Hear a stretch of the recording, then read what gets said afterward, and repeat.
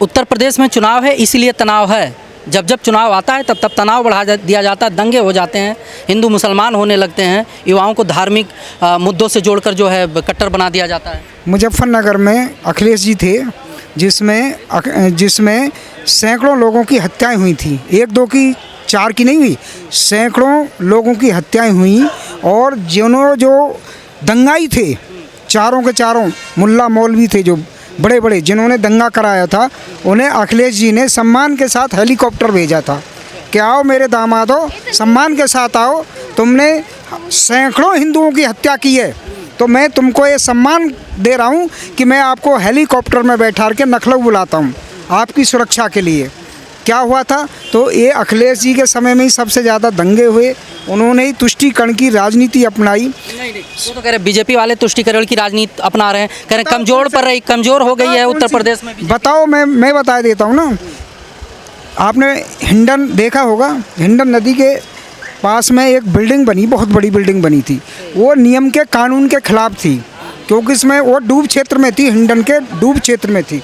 तो उस डूब क्षेत्र में ज़बरदस्ती कानून को पैरों तले कुचल दिया गया। जिस संविधान की बात करते हैं, उस संविधान को भी पैरों तले मुलायम सिंह जी ने कुचल दिया और वहाँ पर हज हाउस बनाया। वो ऐसा हज हाउस जिसमें 100 करोड़ से भी ज़्यादा पैसा लगा।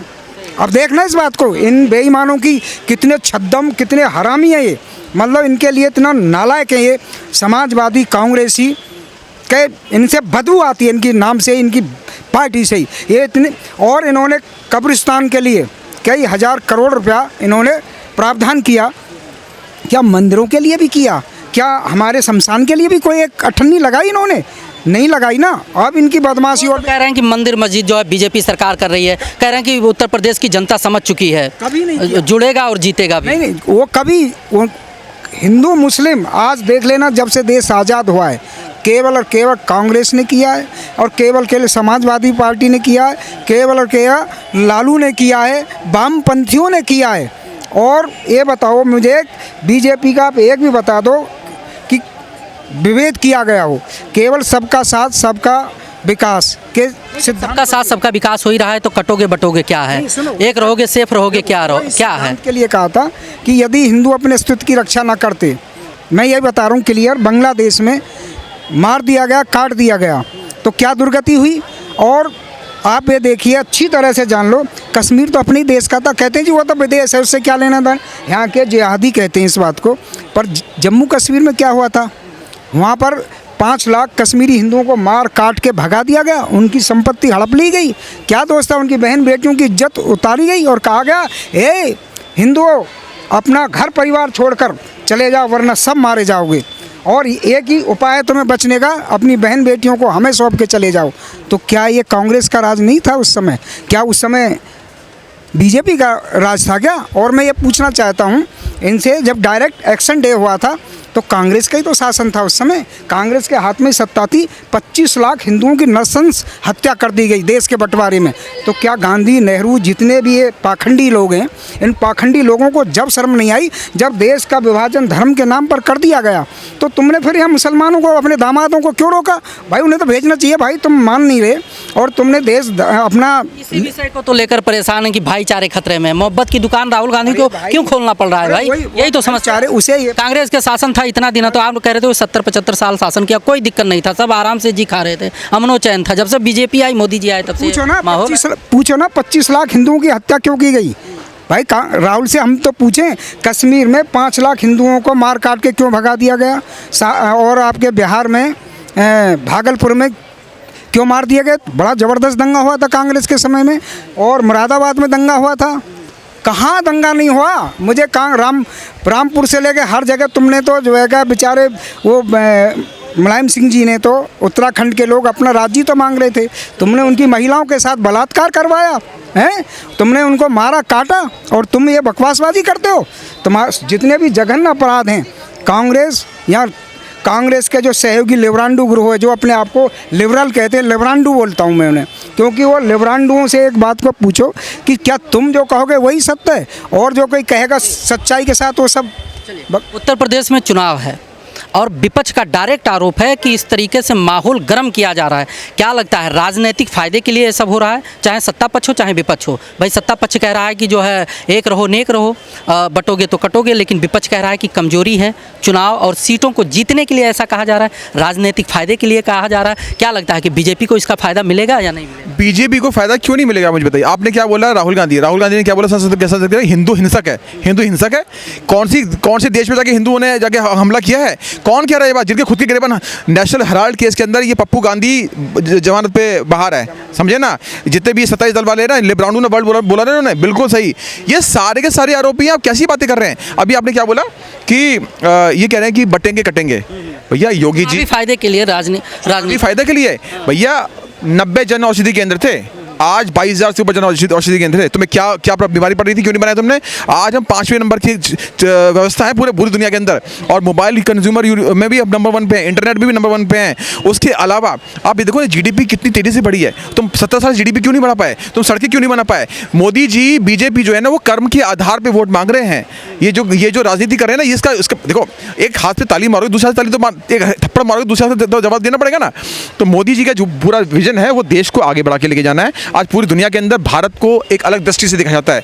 एक समय कमजोर दृष्टि से देखा जाता था, आपको अनाज नहीं मिल रहा था, अमेरिका ने मना कर दिया था कि अनाज नहीं देंगे तुमको, तुम्हारे से गरीब है, तुम्हारे से भिखारी देश को। और आज वही अमेरिका नतमस्तक है, पुतिन नतमस्तक है, और डोनाल्ड ट्रंप तो मोदी जी का फैन है। आज आप वहाँ पहुँच चुके हो, आप जाके देखो अमेरिका। भैया मैंने अभी नेपाल होके आया, ठीक है, वहाँ लोग हम तो आपको नमन करते हैं कि आप मोदी जी की जगह से हो। और पाकिस्तानी भी प्रेस कर रहे हैं कि हमें ऐसा ही आदमी चाहिए पाकिस्तान के लिए, क्योंकि पाकिस्तान भिखमंगा बन चुका है। तो जिस आदमी ने 10 साल में आपको ज़मीन से उठा के ऊपर तक लेके आ गया, 500 साल लगे थे मंत्री बनने में, 500 साल लगे थे मंत्री बनने में। कोई माइकल लाल आखिर क्यों नहीं बना लिया? भाई गलत कह रहा हूँ आपसे, बताओ हैं? 10 साल में मंत्री कैसे बन गया? मैं तो सबसे कह रहा हूँ, मैं तो आरएसएस से भी कह रहा हूँ, तुम लोग क्यों नहीं बना पाई भाई? या और क्यों नहीं बना पाया? क्यों नहीं बना पाई? कर्म किया मोदी जी ने, कर्म के आधार पर ही उनका चयन हुआ है। यही तो कह रहे हैं कि मंदिर मस्जिद करके राजनीति कर रहे हैं। भाई 1 मिनट बस ये पूछो उनसे प्लीज़ कि तुमने पूरा उठाओ, कांग्रेस का पूरा इतिहास पढ़ाओ 63 साल का। 63 साल में मात्र 2 एम्स बन के तैयार हुए थे इनसे, 63 साल में। और मोदी जी के नेतृत्व में कितने बने? 18 एम्स बने हैं। कितने थे? आईआईटी कॉलेज कितने थे? मात्र कांग्रेस के राज में जितना भी शासन इन्होंने किया 5 थे। आज 22 के करीब आईआईटी बन करके तैयार हो गए, 22 आईआईटी बन के तैयार हो गए। और उसके बाद में इंफ्रास्ट्रक्चर में दुनिया में भारत का दूसरा स्थान है, कभी 50वां स्थान था कांग्रेस के समय में। और मोबाइल में तो बता दिया, दुनिया में नंबर 1 पे पहुंच गया भारत। आज कहाँ नहीं तरक्की की है भारत। और बड़े बड़े हाईवे से लेकर के पूर्वोत्तर भारत में कांग्रेस ने अपने समय में 1 भी रुपया खर्च नहीं किया। चाहे तो हमारी सेना कितने दिन में पहुंचती? चीन के सामने मात्र 10 दिन में पहुंचती। आज 6 घंटे में हम दुश्मन के सामने टक्कर ले सकते हैं। 6 घंटे के अंदर हम चीन की सेना के सामने खड़े होंगे, जब 10 दिन तक भी हम खड़े नहीं हो पाते थे। पूर्वोत्तर भारत में अगर आज पैसा लगाया है तो मोदी जी ने लगाया है। इन्हें शर्म नहीं आती कांग्रेसियों को? तुमने पूर्वोत्तर भारत पूरा चीन के उसमें जाल में फंसा के भेज दिया कि चीन कितना ही कब्जा कर ले। राहुल गांधी बार बार कहते हैं कि मोदी जी की सरकार उद्योगपतियों की सरकार है, गरीब आदमी अभी भी गरीब है, परेशान है। मैं राहुल की बात नहीं करता, क्योंकि वो ड्रग्स का इस्तेमाल करते हैं और ड्रग्स पी करके मस्त हो करके कुछ भी बकवासबाजी करना शुरू करते हैं। उन्हें ड्रग्स पीने नेता विपक्ष है, इतना बड़ा आरोप तो मत लगा। मैं आरोप सच्चाई लगा रहा हूँ, वो पकड़े भी गए थे। ये तो हमारे माननीय प्रधानमंत्री जी अटल बिहारी वाजपेयी जी ने अमेरिका में उन्हें बचाया। अमेरिका के इतने सख्त कानून हैं कि इनको जो है का धर दबोचे जाते, ये कभी ज़िंदगी में वहाँ से जेल से बाहर नहीं आते। वहाँ 200-200 साल की भी सज़ा मिलती है, 100-100 साल की भी सज़ा मिलती है अमेरिकी कानून में। अगर एक बार इन्हें ड्रग्स के केस में 100 साल की सज़ा भी हो जाती ना, तो सारी ज़िंदगी राहुल वहीं सड़ते। ये तो अटल बिहारी वाजपेयी जी का सौभाग्य है कि इन्हें इन ड्रग्स के इस्तेमाल करने वाले राहुल गांधी को उन्होंने बचा लिया। ये तो ड्रग्स पी के कुछ भी भारत के खिलाफ बोलना शुरू कर देते हैं, ड्रग्स का इस्तेमाल करते हैं, भारत को गाली देना शुरू कर देते हैं। कभी इनके मन में ड्रग्स का इस्तेमाल करके कभी हिंदुओं को हिंसक कहने लगते हैं, कभी हिंदुओं को आतंकवादी कहने लगते हैं। और जहाँ तक सुशील कुमार सिंधे ने खुद कहा था जब गृह मंत्री थे कि मैंने कभी भी हिंदू ये नहीं कहा था कि भगवा आतंकवाद, मेरे से ज़बरदस्ती सोनिया गांधी जी, सोनिया ने ज़बरदस्ती कहा था कि मैं गृह मंत्री के पद पर तुमको जब भी तक हो या तो ये शब्द को बोल दो कि जो है कि भगवा आतंकवाद होता है, और नहीं तो तुम्हारी कुर्सी जा रही है। तो उन्होंने कहा मैंने अपनी कुर्सी बचाने के लिए हिंदुओं के खिलाफ बुलवाया गया था कांग्रेस द्वारा। ये सोनिया गांधी के लिए कहा है, आज सुशील कुमार सिंधे उस समय के गृह मंत्री ने। सही सनातन बोर्ड की मांग बड़ी तेज़ रफ्तार से मांग मतलब किया जा रहा है, ज़रूरत है सनातन बोर्ड की? अरे तो वक्फ बोर्ड की जरूरत क्या है? बंद करो ना, निरस्त करो उसको। नहीं हो पा रहा निरस्त। अरे तुम्हारी जमीन पे कब्जा करके बैठ जाएगा क्या? जब संविधान है तो क्या जरूरत है हमें मुस्लिम पर्सनल बोर्ड लॉ बोर्ड लाने की? जब संविधान है तो भैया तुम हज के लिए लोगों को सब्सिडी दे रहे थे कुछ समय पहले, अब तो खैर बंद हो गई। तुमने क्यों नहीं जो हमारे तीर्थयात्री उनके लिए कुछ एक्स्ट्रा करते? मंदिरों से टैक्स जाता है, क्यों नहीं मस्जिदों से जाता? आप मुझे बताइए। बिल्कुल जरूरत है, सनातन बोर्ड की जरूरत है और सिख बोर्ड की भी जरूरत पड़ेगी हमें।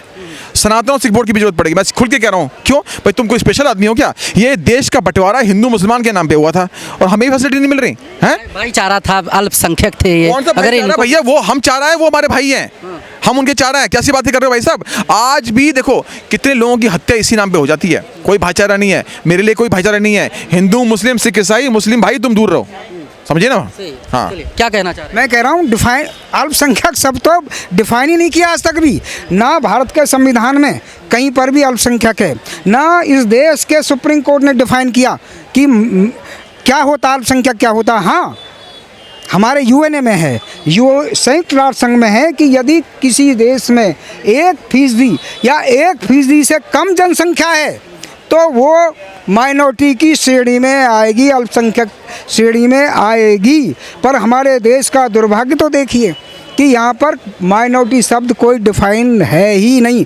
कांग्रेस ने हमेशा मुस्लिम तुष्टीकरण की राजनीति कर करके इस देश को तबाह करने का हर काम किया। कांग्रेस चाहती थी इस भारत को तबाह करके इस सनातन को हमें ख़त्म करना है, क्योंकि उनका जो ब्लड था नेहरू का, इनका सब दोगला बीज था। ये दोगले बीज सनातन को चाहते ही नहीं थे। इन्होंने कहा कि हम पूर्वोत्तर भारत में हम ईसाइयत में भारत को बदलेंगे और जो पश्चिमी भारत है, उत्तर भारत है, इसको हम जो है इस्लामी राज्य में बदलेंगे और सनातन को नष्ट करेंगे। ये इनकी चाल थी। इनके अंदर सनातन के प्रति बिल्कुल प्यार कांग्रेस के अंदर था ही नहीं। जिनके अंदर था, जिन कांग्रेसियों के अंदर था, डॉक्टर राजेंद्र प्रसाद से लेकर के और सरदार वल्लभ भाई पटेल से लेकर के और भी बड़े अच्छे अच्छे थे कांग्रेस में उस समय, अच्छे लीडर थे, उन्हें दरकिनार कर दिया गया। और यहाँ तक कि नेहरू ने तो इतना भी वो कहा था, इतना नाराज़ हुए थे हमारे माननीय जो तमाम तरह के आरोप सुनिए एक मिनट, तमाम तरह के आप आरोप लगाते हैं। जिस समय देश आज़ाद हुआ था उस समय देश की परिस्थिति क्या थी? इतना खतरनाक व्यवस्था था, इतना सब कुछ, देश को एक पटरी पे लेकर आना था। अभी आप वही इतिहास में जाते हैं, अरे देश कहाँ से कहाँ पहुँच चुका है। Doctor B.R. अम्बेडकर ने एक शब्द कहे थे। डॉक्टर अम्बेडकर साहब कहते हैं कि जब तुमने, हमारे पास सेना थी, रॉयल आर्मी थी हमारे पास, एयरफोर्स थी हमारे पास में, हम चीन से भी पावरफुल थे। अगर हम चीन से हमला करते चीन को परास्त कर देते, परंतु नेहरू ने इसका प्रयोग नहीं किया, हमारी रॉयल एयरफोर्स आर्मी का। मैं इनके पापों को क्या क्या गिनवाऊँ आपको। Doctor B.R. अम्बेडकर ने कहा था कि जब तुमने धर्म के नाम पर ये देश का विभाजन कर ही दिया तो मुसलमानों को क्यों रोक रहे? इसी समय कहो कि सब जाएं और वहाँ के जितने भी हिंदुओं ने सबको यहाँ पर बुला करके लाओ। आज ये शांति रहती पूरे भारत के अंदर। आज दुनिया में अमेरिका कुछ भी नहीं बेचता। हमारे सामने यदि देश का विभाजन पर मुसलमान यहाँ से चले जाते और हिंदू वहाँ से यहाँ आ जाते तो आज दुनिया का सबसे शक्तिशाली देश भारत होता। सूढ़ है, हिंदू लोकतंत्र है, संविधान है, सबको जो है निजता का अधिकार है, मानव अधिकार मिला हुआ है, हर प्रकार से व्यवस्था हमारे भारतीय संविधान में दिया गया है। जब नहीं, अरे भाई देश आज़ाद हुआ, लोक मतलब संविधान लिखा गया, लोकतंत्र बना, जो है सरकारें बनी, लोगों ने चुना, जब सब कुछ ठीक ठाक चल रहा था तो आज क्यों ज़रूरत पड़ रही है? नहीं, ज़रूरत नहीं पड़ रही। उस समय देश का विभाजन किस सिद्धांत पर हुआ था? मेन बात है कि फिर क्यों किया देश का विभाजन? क्यों बेचारे ने, जो बेचारे बेचारे जिनका कोई दोष नहीं था, रात में उन्हें क्यों काट दिया गया? 25 लाख लोगों की हत्याएं, सोते हुए बच्चों की हत्याएं क्यों की गई? सोते हुए स्त्रियों की हत्या क्यों की गई? जो माँ गर्भवती थी उनकी हत्या क्यों की गई? उन 25 लाख लोगों का दोष था क्या? जब तुम्हें इस देश का विभाजन करना ही नहीं था, धर्म के नाम पर बांटना ही नहीं था, तो क्यों मार दिए गए? आपने क्या, हमने ठेका ले रखा है? आज 3% मुसलमान, आज देख लो 22 से 23% हो गए, और जहाँ पर 32% हिंदू थे आज बांग्लादेश के अंदर, पूर्वी पाकिस्तान में, आज वहाँ 8% से भी कम हो गए। जिस पाकिस्तान के अंदर 22% हिंदू रहता था, आज वहाँ 1% जो है का हिंदू बचाए। कारण क्या, हमने ठेका ले रखा है कि हम ही वो करें, तो ऐसे तो हम मिट जाएंगे। हमारा शासन अफगानिस्तान तक फैला हुआ था, इंडोनेशिया तक फैला हुआ था, बर्मा तक फैला हुआ था हमारा शासन है, और ईरान तक भी हमारा शासन फैला हुआ था, इराक से थे, इंडोनेशिया से लेकर के म्यांमार तक से लेकर के और जो है का श्रीलंका तक हम थे। हम सब काट दिए गए, हम मार दिए गए इसी सिद्धांत के कारण। हम क्या ऐसे ही बने रहें? अब ऐसा नहीं होगा। अब सठे साठ्यम समाचारित के सिद्धांत का पालन किया जाएगा, जो कि हमारे शास्त्रों में ये निहित है। हम अपने शास्त्रों के अनुसार चलेंगे।